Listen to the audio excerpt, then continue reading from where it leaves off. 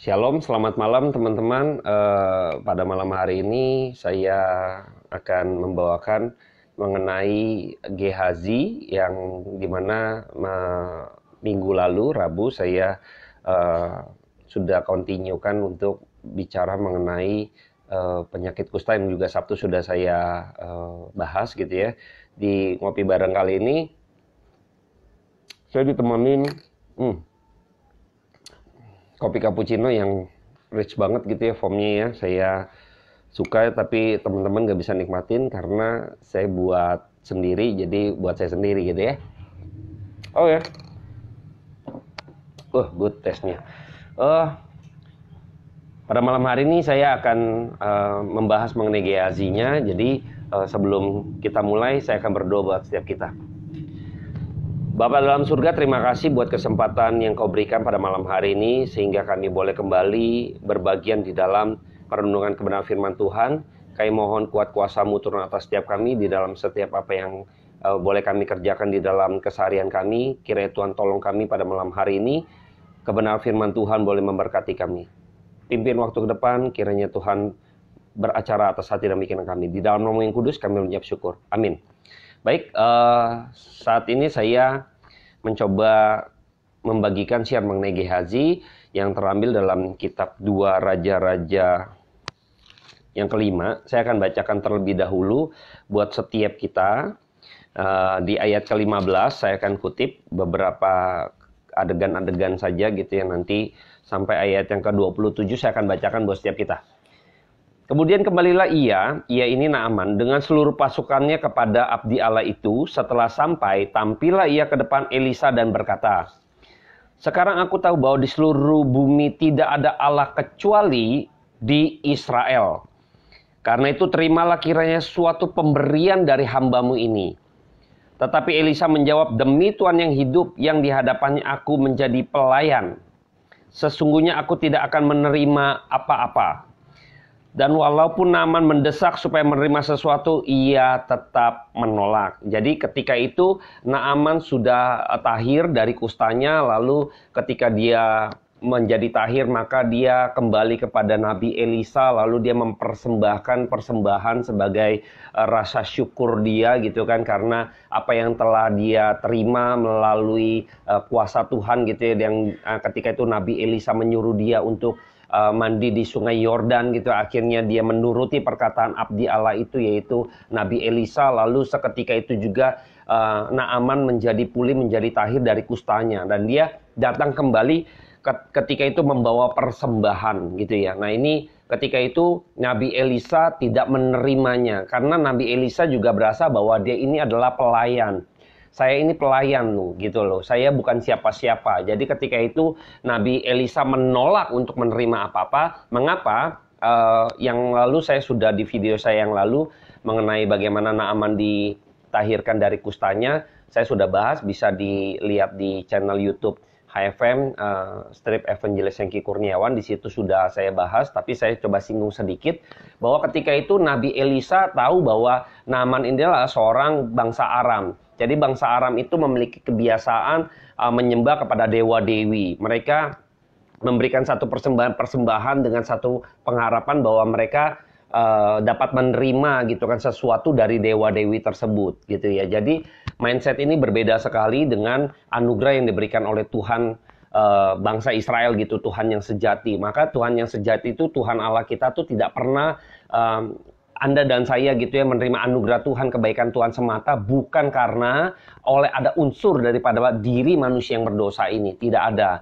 Jadi pada waktu itu bangsa Aram menyembah dewa-dewi ini. Nabi Elisa tahu nih apa kebiasaan, paradigma, cara berpikir dari bangsa Aram. Nah ini Naaman ini sedang dipulihkan segala pemikirannya, maka kerangka berpikirnya mesti didobrak, mesti di rebuild lagi gitu ya, harus dibongkar dulu, maka ditanam dengan satu kerangka berpikir yang benar bahwa sesungguhnya itu segala sesuatu yang terjadi yang dialami oleh Naaman itu adalah anugerah Tuhan semata. Jadi tidak ada pikir bahwa saya memberikan persembahan misalnya seperti kuil-kuil mereka gitu yang mereka bawa persembahan, jadi memiliki satu ada hal yang harusnya dipertimbangkan oleh dewa-dewi saya ketika saya memberikan sesuatu untuk mereka. Jadi mereka berasa ada unsur daripada manusia sehingga dipertimbangkan, sehingga saya layak untuk menerima misalnya pergumulan saya, permintaan saya, seperti itu. Tidak dengan Tuhannya Israel atau Tuhan Allah kita. Jadi ketika kita bisa menyadari bahwa Nabi Elisa sedang memberikan satu pandangan pengertian yang benar terhadap Tuhan gitu ya, sehingga ketika Naaman nih benar-benar berkenalan langsung dengan Tuhan dan Allahnya Israel yang hidup itu, yang sejati itu, maka di situ makanya Nabi Elisa pun sadar bahwa ini bukan saya gitu loh, ini dari Tuhan. Tuhan yang lawat kamu, saya ini pelayan, jadi saya juga tidak layak menerima apa-apa karena saya bukan siapa-siapa juga gitu loh, kalau bukan karena Tuhan gitu. Jadi dia pun sadar gitu kan, dan dia memposisikan diri pun selaku pribadi atau utusan Allah, nabi gitu ya, yang emang orientasinya bukan untuk hal-hal jasmania atau hal-hal yang bersifat duniawi tadi gitu ya. Seringkali maka kita lihat bahwa gereja dalam tren saat ini juga kita melihat bahwa bagaimana ketika itu gereja-gereja saat ini gitu ya tidak jauh berorientasi pada hal-hal jasmani ya. Kita tahu bahwa COVID-19 ini akhirnya banyak beberapa gereja gitu ya yang seringkali menggaungkan mengenai hal-hal jasmani, hal-hal duniawi gitu. Akhirnya di beberapa mungkin teman-teman tahu cerita di media sosial begitu sempat menjadi satu menghebohkan ya. Kita agak sedikit sebagai orang percaya juga, saya sekali lagi tidak menyinggung untuk gereja tertentu gitu, tidak. Tapi saya coba mau memberikan satu pandangan buat setiap kita bahwa janganlah kita menjadi jemaat atau orang-orang percaya Kristen yang mudah dibohongi oleh gereja-gereja tanda petik yang palsu. Dari mana membedakannya? Kalau gereja-gereja yang palsu itu selalu yang diorientasikan selalu hal-hal jasmani, hal-hal duniawi yang menekankan hal-hal yang demikian. Kalau yang hal-hal ini yang menekankan hal-hal demikian, kita lihat aja mimbar Tuhan itu isinya apa. Tapi hati-hati juga, seringkali mimbar Tuhan isi kayaknya dengan penuh makna kebenaran firman Tuhan, tetapi kalau kita koreksi lebih dalam lagi, seringkali itu dipakai oleh ayat-ayat tertentu untuk kepentingan-kepentingan tertentu juga, untuk kepentingan materi tertentu juga. Nah, kita mesti bijaksana. Jadi saya berharap ketika kita menjadi orang percaya harus diberi pengertian yang benar. Nah, kayak pada waktu itu Nabi Elisa ingin menaruh pengertian yang benar mengenai Tuhan gitu loh. Jadi ketika itu sampai persembahan pun Nabi Elisa menolak, bukan karena sombong gitu ya, wah kamu nggak ini segala macam, bayaran saya mahal. Tidak. Naaman itu membawa sesuatu benda-benda yang tanda petik ya mewah gitu ya, sehingga Gehazi, nanti kita akan pelajari, Gehazi ini akhirnya pikat dan mengejar hal-hal demikian. Jadi ketika itu Nabi Elisa bukan pelayanan butuh uang gitu dan sebagainya, tapi bukan orientasi itu, tapi ada maksud yang lebih jauh lagi bahwa Naaman ingin benar-benar Nabi Elisa ingin benar-benar Naaman ini mengerti dengan benar gitu loh. Dia mengenal Tuhan dengan benar. Jadi jangan pikir karena hartamu engkau bawa gitu kan, kamu sudah persiapkan dari rumah, lalu engkau berpikir karena saya sudah persiapkan demikian rupa maka saya mendapat balasan yang setimpal sehingga permintaan saya dikabulkan. Tidak demikian gitu ya. Tapi ketika Naaman ini coba mendesak, tapi Nabi Elisa pun juga tidak mau menerima apa-apa. Ini bagian daripada komitmen dari seorang hamba Tuhan. Nabi Elisa juga sadar gitu kan, dia ini siapa gitu. Tapi lucu sekarang beberapa gereja saya juga agak kaget. Ini saya dengar cerita dari teman saya, berharap ini hanya omongan-omongan yang omong kosong gitu ya. Tapi saya coba menanggapi saja ketika saya kaget ketika teman saya bilang kalau didoakan oleh pendeta tertentu yang punya nama besar gitu ya, ada persembahan tertentu juga, kira-kira demikian, karena dianggap memiliki karunia tertentu itu tadi, maka ada biaya tertentu, tanda petik persembahan tertentu. Saya agak kaget di situ sontak, masa sih demikian? Enggak lah, kamu ngaco segala macam. Beneran Pak, katanya seperti itu. Tapi bagi saya itu, kalaupun ada, wah ini celaka ya. Jikalau Anda dan saya ketemu dengan hamba Tuhan demikian, ini bukan hamba Tuhan, ini hamba uang. Maka kalau ada yang demikian ya, saya berharap tidak ada gitu ya. Tapi jikalau ada yang demikian, maka kita sudah bisa tahu pasti bahwa dia ini hamba siapa gitu kan. Siapa yang menjadi tuannya. Kalau yang menjadi tuannya itu uang, ya ini hamba uang berarti. Jadi saya berharap kita benar-benar meneliti dan mau terus menggali kebenaran firman Tuhan supaya kita tidak disesatkan oleh pengertian-pengertian duniawi. Nah, saya coba lanjutkan kembali di ayat yang ke-17. Akhirnya berkatalah Naaman, jikalau demikian biarlah diberikan kepada hambamu ini tanah sebanyak muatan sepasang bagal. Sebab hambamu ini tidak lagi mempersembahkan korban bakaran atau korban sembelihan kepada Allah lain. Nah, kecuali kepada Tuhan. Nah, ketika itu Nabi Elisa sedang menanamkan sesuatu supaya engkau mengenal pengenalan akan Tuhan yang benar dan sejati. Maka kita lihat waktu statement ini muncul dari Naaman, kita sudah tahu bahwa dia tahu dia nggak akan memberikan persembahan ini kepada Allah lain gitu ya, tapi memberikan kepada Tuhan. Nah, ini benar, bukan memberikan kepada satu pribadi yang namanya Elisa. Jadi dia memberikannya kepada Tuhan gitu loh. Nah, sering kali waktu kita jadi jemaat gitu kan, lalu ada semacam mungkin persembahan tertentu, saya agak kaget juga, ini teman cerita gitu ya, di dalam pelayanannya kok ada persembahan untuk tanda petik gitu ya, perayaan tertentu hamba Tuhan gitu loh. Jadi ada persembahan khusus gitu kan. Jadi saya pikir loh, ini persembahan khusus untuk siapa? Ternyata untuk pribadi seorang gitu loh. Nah, ini celaka, ini nggak benar kalau ini terjadi ya. Saya harap ini tidak terjadi dan saya harap ini omong kosong gitu ya. Tapi kalau ini terjadi, saya ingatkan kepada setiap kita teman-teman, jangan sampai terjebak dengan hal-hal demikian. Karena kita sebagai seorang hamba Tuhan ini kita ini bukan siapa-siapa gitu loh. Dan kalau kita mengambil kepentingan seperti ini, ingat nih Gehazi. Nanti saya akan ceritakan nih Gehazi hari ini gitu kan. Gehazi akhirnya Tuhan hukum demikian rupa. Nabi Elisa yang memiliki satu kuasa yang begitu rupa, dia pun sadar dan rendah hati. I am nothing. Ya, ini semua karena Tuhan, anugerah daripada Tuhan. Dia mau ceritakan Tuhannya, Tuhan yang ditonjolkan, Tuhan yang dimuliakan, Tuhan yang dipersembahkan untuk Tuhannya, bukan untuk hamba Tuhannya. Tapi ketika Nabi Elisa itu memberikan satu pengertian, akhirnya kita menemukan Naaman, akhirnya dia tidak akan mempersembahkan korban kepada Allah lain, kepada bangsa Allahnya yang hidup, yaitu Allahnya bangsa Israel, Allah yang sejati itu. Nah, di situ kita tahu bahwa sesungguhnya Naaman sudah memiliki satu pengertian yang cukup baik untuk hal ini. Ya, seringkali jangan salah sampai kita mempersembahkan untuk pribadi seorang, ini celaka. Kita sudah tahu dia bukan hamba Tuhan, gitu ya. Jadi saya nggak mau dia merek apa, brand apa gitu kan, terus punya kuasa mungkin mukjizat tertentu mengadakan, silakan saja. Tetapi kalau ada seperti itu, mempersembahkan persembahan untuk pribadi, karena ada persembahan khusus itu, ini celaka. Anda perlu pikir baik-baik. Harusnya kita persembahkan kepada gereja Tuhan, kepada gerejanya gitu ya, yang benar-benar menjalankan visinya, penginjilan, pelayanan, diakoni, lain sebagainya. Itu yang harus kita persembahkan, bukan pribadi orangnya. Kalau ada pribadi, celaka itu gitu ya. Saya berharap kalau ada yang demikian, ya kita sebagai hamba Tuhan memperingatkan bahwa mesti bertobat gitu ya. Saya akan lanjutkan lagi, dan kiranya Tuhan, ayat 18, mengampuni hambamu ini dalam perkara yang berikut. Apabila Tuanku masuk ke kuil Rimon untuk sujud menyembah di sana, dan aku menjadi pengapitnya sehingga aku harus ikut sujud menyembah dalam kuil Rimon itu, kiranya Tuhan mengampuni hambamu ini dalam hal itu. Dan kita, saya sudah bahas gitu ya, saya nggak dalamin. Ada satu pengakuan dosa daripada Naaman gitu ya, ketika dia juga pernah menyembah hal-hal seperti itu yang Baal ya.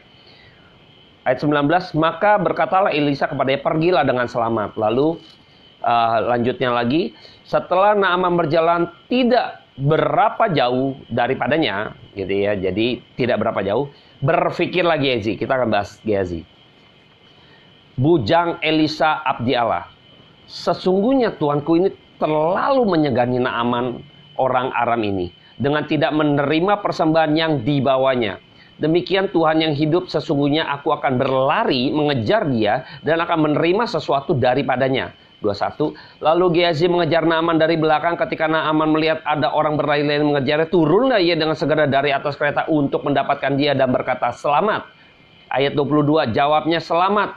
Tuanku Elisa menyuruh aku, mengatakan baru saja datang kepadaku 2 orang muda dari pegunungan Efraim dari antara rombongan Nabi. Baiklah, berikan kepada mereka setalenta perak dan 2 potong kain. Naaman berkata, silakan ambillah 2 talenta. Naaman mendesak dia dan membungkus 2 talenta perak dalam 2 pundi-pundi dan 2 potong pakaian. Lalu memberikannya kepada 2 bujangnya. Mereka ini mengangkut semuanya di depan Gehazi. Setelah mereka sampai ke bukit, disambutnya lah dari tangan mereka, disimpannya di rumah dan disuruhnya kedua orang itu pergi. Maka pergilah mereka. Baru saja Gehazi masuk dan tampil ke depan tuannya, berkatalah Elisa kepadanya, dari mana Gehazi? Jawabnya, hambamu ini tidak pergi kemana-mana. Tetapi kata Elisa kepadanya, bukankah hatiku ikut pergi ketika orang itu turun dari atas keretanya mendapatkan engkau? Maka sekarang engkau telah menerima perak dan dengan itu dapat memperoleh kebun-kebun, kebun zaitun, kebun anggur, kambing, domba, lembu, sapi, budak laki-laki dan budak perempuan. Tetapi penyakit kusta Naaman akan melekat kepadamu dan kepada anak cucumu dan untuk selama-lamanya. Maka keluarlah Gehazi dari depannya dengan kena kusta putih seperti salju. Nah, ketika itu Naaman hendak pulanglah, pamit gitu ya. Lalu dia pulang gitu kan, tapi tidak berapa jauh. Lalu ketika itu Gehazi sudah bikin skenario. Dia sudah lihat gitu kan. Ini ada persembahan. Ini matanya sudah tertuju pada persembahan yang dibawa, yang akan diberikan Naaman kepada Nabi Elisa. Gitu ya. Waduh, ini mubazir nih. Kok seperti ajudannya ya, misalnya gitu ya. Gehazi ini kayak semacam ajudannya sekarang ya. Gubernur punya ajudannya, menteri punya ajudannya, presiden punya ajudannya. Nah, Nabi Elisa, hamba Tuhan ini punya ajudannya, kira-kira demikian. Lalu dia pikir, wah ini peluang gitu loh. Ini kok bodoh kali gitu kan. Ini uang loh depan mata kita kan juga butuh. Dan dia mau kasih, kenapa kita nggak ambil gitu ya. Jadi aduh ini mubazir lah kira-kira gitu. Gehazi lalu pikir, lalu dia merancang satu skenario. Dia akan ikut, lalu dia akan bikin satu skenario. Yaitu apa? Kan Nabi Elisa, oh ya ini hamba Tuhan yang nggak enak kan minta demikian gitu kan. Oh ya ada orang datang, 2 orang. Utusan Nabi, kira-kira gitu ya kan, sesama hamba Tuhan ingin menolong gitu ya, hamba Tuhan yang lain misalnya seperti itu. Jadi Gehazi coba rangkai supaya orang yang baru bertobat ini dia akan legowo, dia akan benar-benar bersukacita memberikan persembahan untuk hamba Tuhan, gitu ya. Jadi ketika itu Gehazi merangkai semua skenarionya sehingga pada waktu itu singkat cerita kita tadi sudah baca bahwa Naaman akhirnya juga dia memberikannya. Emang pada awalnya dia sudah ingin memiliki satu ketulusan untuk memberikan itu gitu ya. Nah ini yang dimanfaatkan oleh Gehazi, dia melihat ada satu peluang. Nah banyak gereja-gereja gitu ya. Ini hamba Tuhan gadungan menurut saya gitu ya. Banyak juga yang mendirikan pengajaran-pengajaran berkaitan dengan hal-hal jasmania. Dan kalau misalnya gereja-gereja yang sekarang pun terjadi gitu ya, saya berharap tidak demikian gitu kan. Tapi yang terjadi saat ini kita melihat bahwa banyak gereja-gereja Tuhan gitu ya. Sekarang mereka membangun satu tanda petik sebagai bisnis baru, yaitu jualan Yesus gitu ya.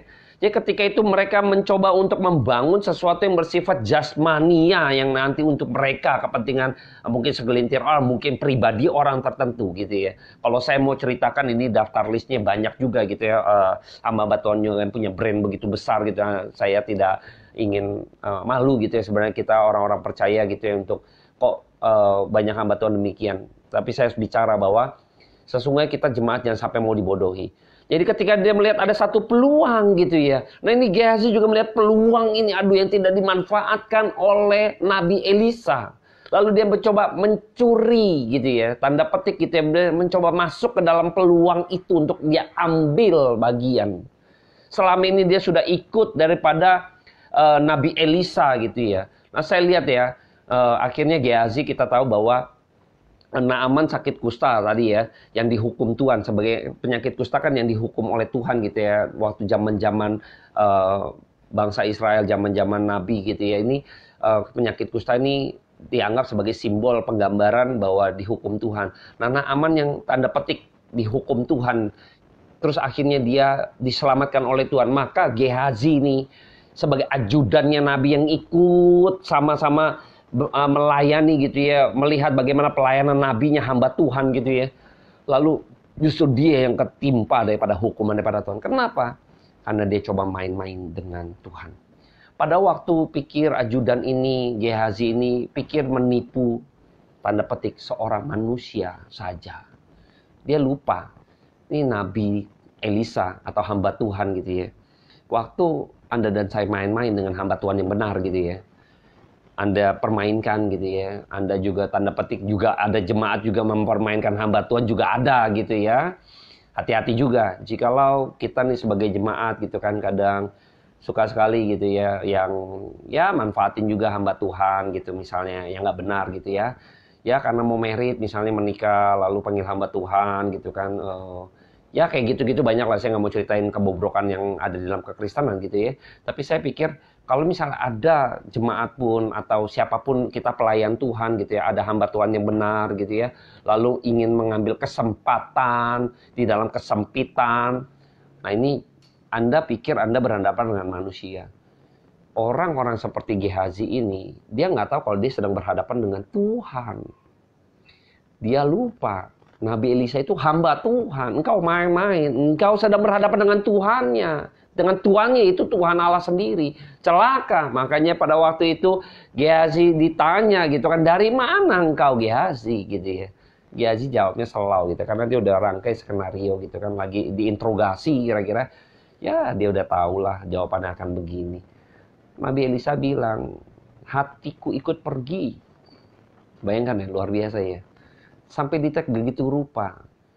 Ini nggak ada pertobatan Gehazi gitu ya. Dia ngelawan Tuhan gitu. Dia pikir bisa bohongin Tuhannya. Nabi Elisa sebagai hamba Tuhan ya bisa bohongin Tuhan. Dia lupa dia berhadapan dengan siapa. Makanya pada waktu itu saya melihat bahwa Gehazi akhirnya ditimpa murka daripada Tuhan Allah. Dengan akhirnya penyakit Naaman. Engkau sudah mengambil persembahan itu. Persembahan orang yang baru saja diselamatkan. Engkau sedang memeras sekarang domba yang baru saja bertobat, yang begitu gemuk, begitu tambun, begitu bulunya banyak, susunya luar biasa. Engkau peras begitu rupa, engkau ingin manfaatkan begitu rupa. Celaka. Gembala yang asli, gembala yang agung, gembala yang sejati, gembala yang bukan upahan akan marah begitu rupa. Karena ternyata Gehazi bukan sebagai ajudan gembala. Dia sedang menjadi pencuri atau orang upahan. Ya, ketika diambil bulu domba yang sama seperti Naaman. Manfaat ini. Ini domba. Ini jemaat baru gitu ya. Tambun sekali. Orang kaya nih. Peras gitu ya. Ambil. Kan ambilnya juga sedikit. Wajar lah. Hati-hati. Banyak gereja demikian ya. Ya cerita nggak enak juga gitu ya.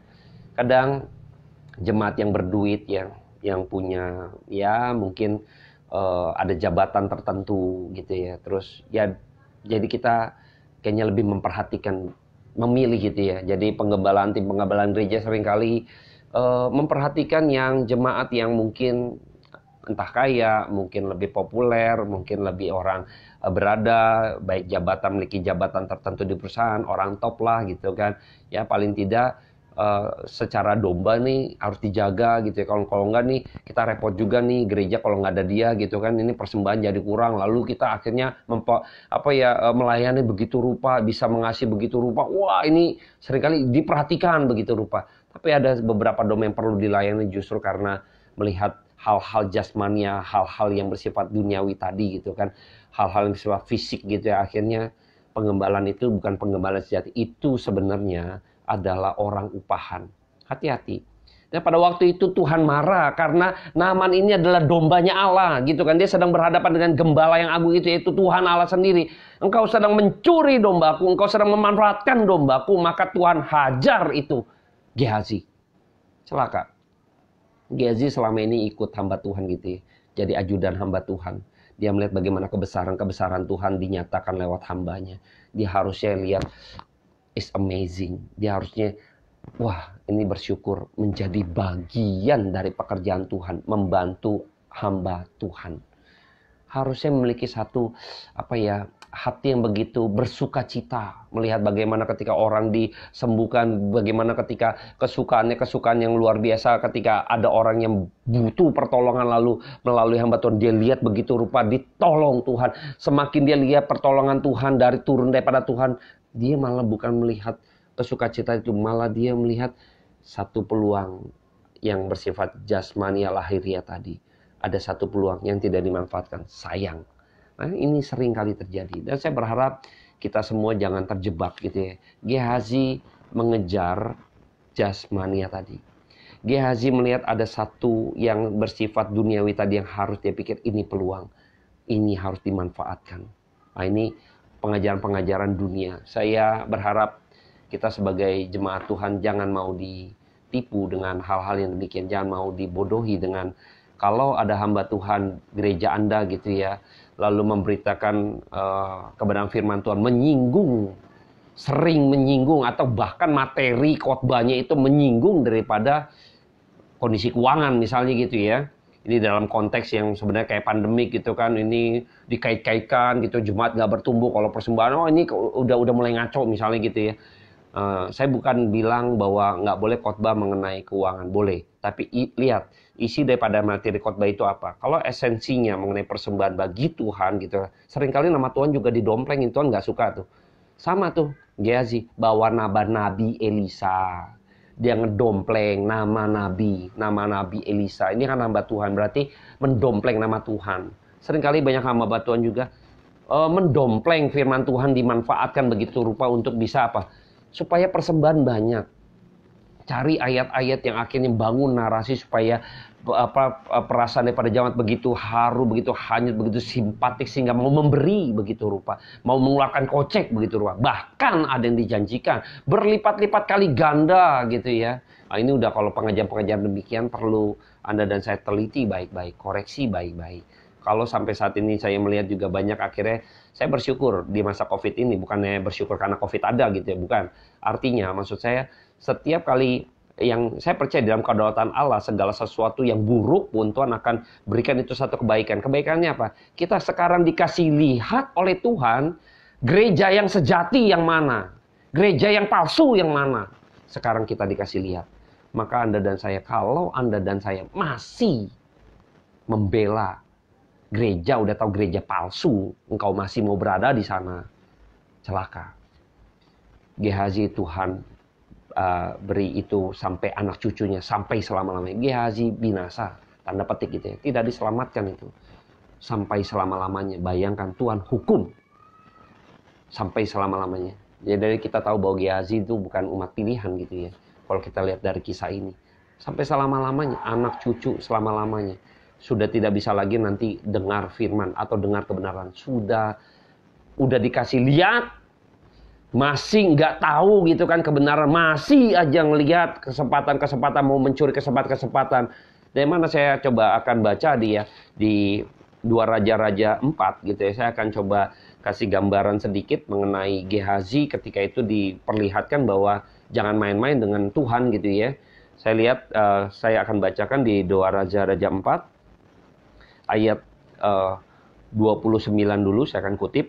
Maka berkatalah Elisa kepada Gehazi, ikatlah pinggangmu, bawalah tongkatku di tanganmu, dan pergilah. Apabila engkau bertemu dengan seorang, janganlah diberi salam kepadanya, dan apabila seorang memberi salam kepada jangan balas dia, kemudian taruhlah tongkatmu ini di atas anak itu. Jadi ada seorang perempuan sunep yang anaknya meninggal gitu kan, sakit segala macam, akhirnya meninggal, lalu dia menghampiri, datang kepada Nabi Elisa untuk memohon gitu kan, belas kasihan, memohon untuk dihidupkan, kira-kira demikian gitu kan. Lalu si Nabi Elisa ini menyuruh Gehazi gitu ya. Tetapi berkatalah ibu anak itu, perempuan sunep itu, demi Tuhan yang hidup dan demi hidupmu sendiri, sesungguhnya aku tidak akan meninggalkan kau. Lalu bangunlah Elisa dan berjalan mengikuti perempuan itu. Ayat 31. Adapun Gehazi telah berjalan mendahului mereka dan telah menaruh tongkat di atas anak itu, tetapi tidak ada suara dan tidak ada tanda hidup. Lalu kembalilah ia menemui Elisa serta memberitahukan kepadanya, katanya, anak itu tidak bangun. Ya, jadi Elisa suruh Gehazi, ajudannya, udah kamu berangkat dulu, nih taruh tongkat segala macam, nanti kamu taruh di atas anak itu segala macam. Lalu si Elisa dan perempuan sunep itu berjalan menyusul. Tapi dapat info lagi dari Gehazi, nggak terjadi apa-apa, kira-kira demikian, masih nggak terjadi apa-apa lah, tetap mati gitu kan. Dan di akhir cerita ini nanti si Elisa ini akhirnya sembuh anak itu gitu dan kembali hidup. Nah, saya mau kasih tahu gini, Gehazi pada waktu itu tidak diberikan, tanda petik ya, mendapat kesempatan untuk berbagian di dalam melakukan mukjizat gitu ya, katakanlah demikian. Tidak diberi kesempatan gitu loh. Harusnya dia tahu dia siapa posisinya, dia harus menyadari itu gitu kan. Lalu kalau misalnya seandainya pada waktu itu tongkat itu ditaruh di atas sana lalu semua Gehazi itu waduh pasti memiliki satu peluang untuk lebih menyimpang lagi gitu ya. Harusnya dia sadar gitu kan, dia tahu ini hamba Tuhan nih, saya bukan, wah nih jangan main-main gitu kan dengan hamba Tuhan.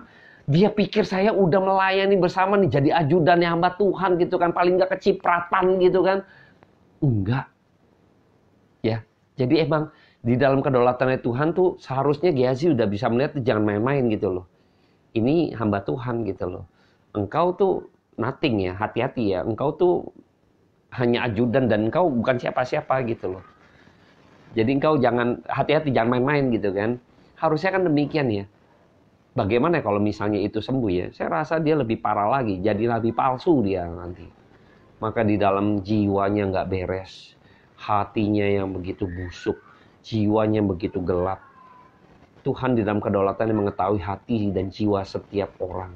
Maka Tuhan nggak kasih kesempatan itu. Bahkan Tuhan melihat bahwa engkau masih main-main, diam. Tuhan tunggu waktu Nabi Elisa tanya, masih ada kesempatan. Dari manakah engkau Gehazi? Itu kesempatan. Pertanyaan. Jikalau saja Gehazi mengakui kesalahannya, saya yakin Tuhan tetap menjaga dia dalam kasih karunia-Nya. Tetapi emang dasar hati dan jiwanya yang sudah busuk dan gelap, maka Tuhan binasakan. Tuhan hukum begitu rupa.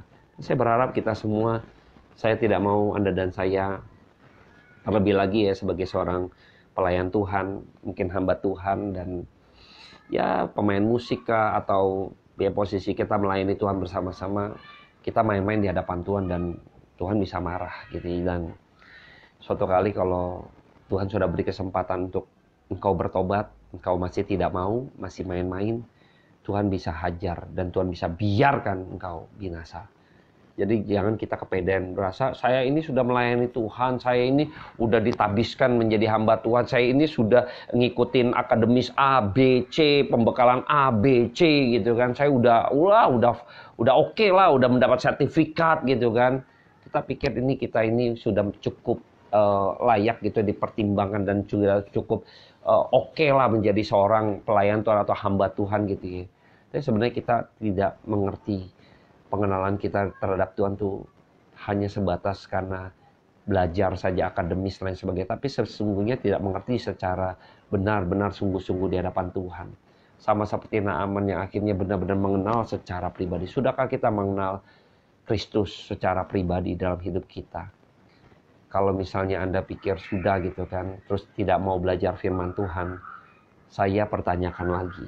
Saya sudah banyak baca Alkitab, sudah mungkin 30 kali. Saya sudah hafal maka. Tapi Anda terus tidak mau belajar gitu kan. Waduh, celaka. Kalau kita sebagai seorang pengajar atau guru gitu ya. Kalau kita sudah berhenti belajar, pada saat itu juga sesungguhnya kita berhenti menjadi pengajar. Ya, jadi saya berharap kita semua mau belajar, begitupun jemaat Tuhan. Kenapa Anda dan saya perlu belajar firman Tuhan gitu ya? Supaya Anda dan saya jangan dibodohi. Tidak mudah dibohongin. Nah sekarang saat ini Alkitab mengapa tertulis begitu rupa?